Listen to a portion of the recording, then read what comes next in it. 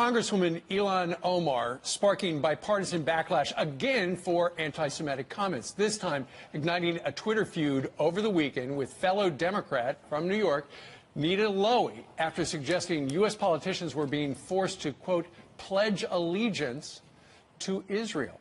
Congresswoman Lowey firing back Sunday, tweeting, "I believe we can debate important policy without using offensive, painful stereotypes." This latest feud comes less than a month after Omar was called out for writing, quote, "It's all about the Benjamins, baby," suggesting lawmakers are bribed to support the country of Israel. Here to weigh in is Harvard Law School emeritus professor and author of The Case Against Impeaching Trump, Alan Dershowitz. Alan, good morning to you. Good morning. What's going on here? Well, she is very anti-American. Put aside the anti-Israel. She's so anti-American. She accuses American members of Congress, men and women, Jewish, Christian, she accuses them, essentially, of doing it for the money. We know that Americans overwhelmingly support Israel because Israel is a democracy. It's America's strongest ally in the Middle East. It's the only country in the Middle East that America can always count on. You never know who's going to be the head of Egypt next month. Right. You never know what's going to happen in other countries. But you know that no matter who's elected in Israel, they're going to be very supportive of America. They're going to exchange intelligence information, military information. And her attack on supporters of Israel is an attack on America. And she accuses them of dual loyalty. Well, she supports Hamas. She supports other terrorist groups that are anti-American. If supporters of Israel are guilty of dual loyalty, which they're not, what about supporters of America's enemies? So, you know, her arguments are absurd. They're down at bottom. They're anti-American. And, of course, they're anti-Israel, which is America's strongest ally. And I think the response in Congress has been appropriate to condemn her and to marginalize her, and to make sure people understand she didn't run on this platform. This is a bait and switch. She's gotten in Congress now, and she's taken on herself to present the strongest anti-Israel case in modern history that any member of Congress has ever tried to present. And she's being rebuffed, except by the radicals in the Democratic Party who are jumping to her support. Some of them just on free speech grounds, but others on the merits. Well, she has gone back and forth with members of Congress from her own party over the last 72 hours. And, in fact, there's a tweet from, I believe, yesterday where she tripled down on some of her comments. She said, "Our democracy is built on debate, Congressman." Here she is referring to Nita Lowey of New York. "I should not have been expected to have allegiance, pledge support to a foreign country in order to serve my country in Congress or serve on committee. The people of the 5th elected me to serve their interest. I am sure we agree on that." Do you think that Nita Lowey is going to agree with her on that? No, nobody has to take a pledge of any kind of pledge to serve in Congress in the United States. But she told her constituents when she ran that she would support America, and she is not. She is supporting America's enemies and undercutting American values. You know, the fact that she supports enemies of America and doesn't look herself in the mirror and say, my God, if I'm accusing people of dual loyalty, where are my loyalties? Are my loyalties to America, or are my loyalties to the Palestinian Authority, to Hamas, to Hezbollah? I'm not accusing her of dual loyalty. She has the right to express support for enemies of America. That's part of her role as a free person in Congress. But for her to accuse Jewish members of Congress and non-Jewish members of Congress of dual loyalty because they support America's allies, would you accuse somebody of dual loyalty if they supported England, if they supported France and other American allies? It's the worst canard, and it really goes back to some of the anti-Semitic tropes of the early 20th century and late 19th century, and she ought to be ashamed of herself. And the Democrats must marginalize her and distance her from the center of the party. And I hope she'll be primaried. And she should be beaten in a primary by people who support the United States and people who support American allies rather than people who support America's enemies. Well, let's see what happens. Alan Dershowitz joining us from Miami. Sir, thank you very much for the point of view. Thank you. So the annual Conservative Political Action Conference, or CPAC, it's underway just outside of Washington. And the event this year is highlighting the importance of American freedom, as some prominent Republicans warn about the rise of socialism in the Democratic Party. Here's Congressman Mark Meadows. They are embracing socialism. We've got to get to a point where we celebrate capitalism and understand that in America, it doesn't matter who you are, where you came from, that the American dream is available for everybody. Radio host Tony Katz, he's at CPAC and he joins me live here. Tell me, what's the buzz this year?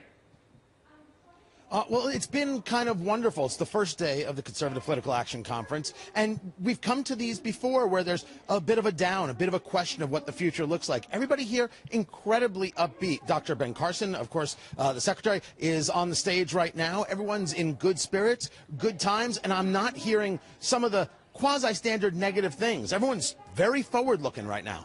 And do you think that that's because we are now entering into a period where we're not just arguing about personalities, but we're actually arguing as a country about the ideas and the policies that you're put in place? We just had that report about the Medicare for All bill getting 100 sponsors in the House. And does the group there at CPAC understand the argument that they're going to try to have to make? Because if you look at the polling on Medicare for All, initially people say, yes, they're all for it. When they find out the cost, it's less so.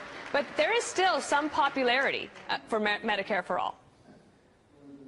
Oh, on the basic concept of, Yeah. ooh, I get something? Yes, there is. When you explain it, there's less. And one of the things you're not hearing here is Representative Alexandria Ocasio-Cortez. Sometimes you hear about that people on the right are obsessed with her. It's the people on the left who made a comic book out of the woman. Literally, they turned her into a superhero. What you're hearing about here is the policy. There are conversations of the Green New Deal that are coming up. Larry Kudlow, who runs the economic team, was speaking and talked about the Green New Deal and what it would do to America. So yes, policy conversations are happening. And you're also right that what the political right needs to do, whether you consider yourself a conservative or Republican, what have you, is provide America with the better option so they clearly see which direction they should go. I'm assuming that no one's talking about the Michael Cohen testimony, but you're there on the ground. You tell me. Everybody's talking about the Michael Cohen Really? testimony. Everybody's talking about, oh, the clown show that was. Listen, with all due respect to the guest that you had prior, the entire purpose of this hearing is so Democrats could say, you know, he's not a trustworthy guy, but we're going to have to investigate everything this liar said. The man got disbarred. The man is going to jail, and you should have just let him go to jail. Jim Jordan, the congressman from Ohio, was absolutely right. This is how Elijah Cummings, the chairman, will be remembered, and it's no way to be remembered. I don't know about that in terms of the entire career of Elijah Cummings, which is quite impressive. But I'll take you at your word there. Now tell me, you saw some art there at CPAC.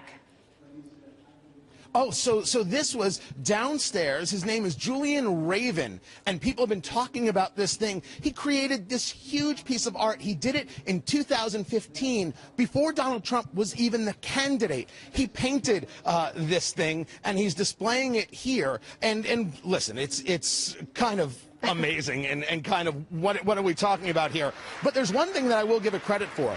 If the conservative movement is going to thrive, if the Republican Party is going to thrive, if the political right is going to thrive, the arts and culture, they're a big part of it. There should be art galleries at CPAC. So if this is the start, great. This is a pretty far out there amazing piece. Is there anybody else that you're looking forward to hearing from in the next 2 days? Well, of course, the Vice President and President will be here. I got to speak to the My Pillow guy, Mike Lindell, today. He's an interesting story because not only does he talk about his faith a lot, he put up the money for a movie called Unplanned that recently got an R rating because it's about abortion. He got into this culture conversation, and he surely didn't have to. He's selling pillows. So that's one of the very interesting cultural, political tie-ins that's happening here this weekend. And a last question to you. People believe that the Republican Party is losing young people in droves. But when you're at CPAC, I've been there a couple of times, there is a really youthful attendance, and wonder what your thoughts are this year since you're on the ground. Yeah, it's true.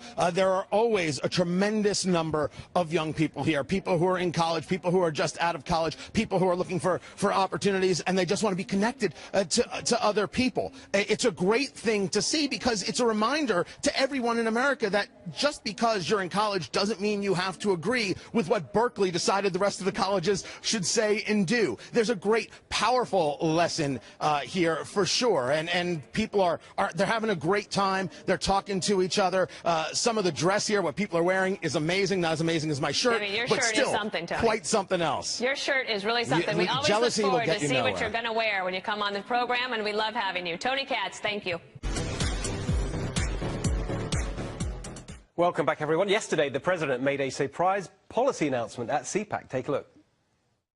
Today, I'm proud to announce that I will be very soon signing an executive order requiring colleges and universities to support free speech if they want federal research funding.